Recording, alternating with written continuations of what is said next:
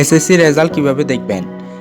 খুব সহজে SSC result দেখার উপায় কি? এর জন্য তোমরা একটি অ্যাপস ডাউনলোড করে নেবে। অ্যাপসটি ডাউনলোড করার জন্য তোমরা প্লে স্টোরে চলে যাবা। প্লে স্টোরে গিয়ে এসএসসি রেজাল্ট 2025 লিখে সার্চ করে দিবা।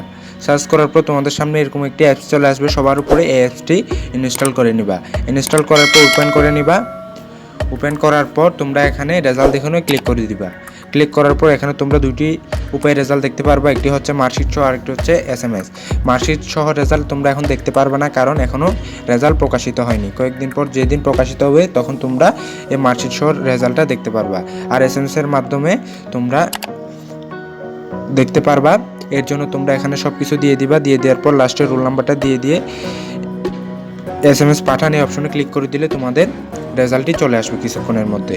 সো বন্ধুরা, আজকের ভিডিওটি ভালো লাগলে অবশ্যই লাইক করে দিবা এবং চ্যানেলে নতুন হয়ে থাকলে অবশ্যই ফলো বা সাবস্ক্রাইব করে সঙ্গেই থাকবা। ধন্যবাদ।